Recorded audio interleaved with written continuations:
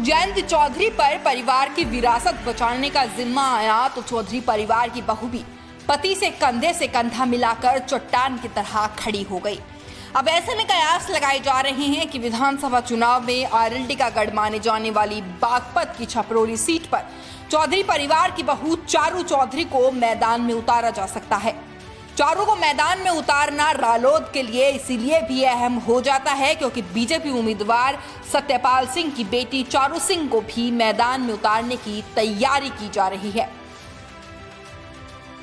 ये पहली बार होगा कि चौधरी परिवार से कोई महिला राजनीति में कदम रखेगी।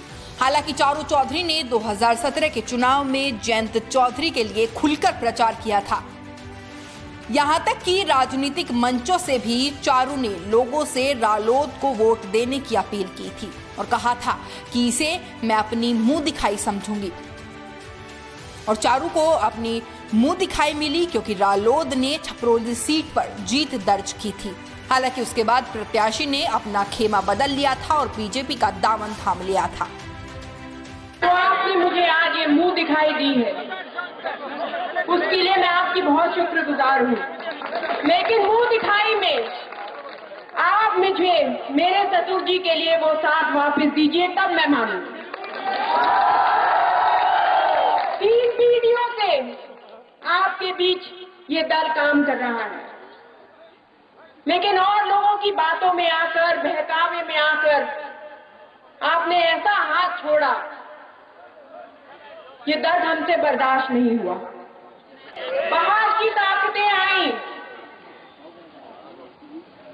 अपने फायदे के लिए हमारे घर जला गई, हमारी रोटी छीन गई, हमारे घर उजड़ गए, हमारे खेत उजड़ गए और वो तमाशा देखकर चली गई। आपको बता दें कि चारू चौधरी को राजनीति में अच्छी खासी दिलचस्पी है, तो अब देखना ये दिलचस्प होगा कि अगर आरएलडी चारू को छपरौली सीट पर उतारती है तो क्या वो चुनावी पिच पर कुछ कमाल कर पाएगी। ये मुकाबला चारू वर्सेस चारू होगा। बागपत की छपरौली सीट का इतिहास रहा है कि रालोद ने हमेशा यहां अपनी जीत दर्ज की है।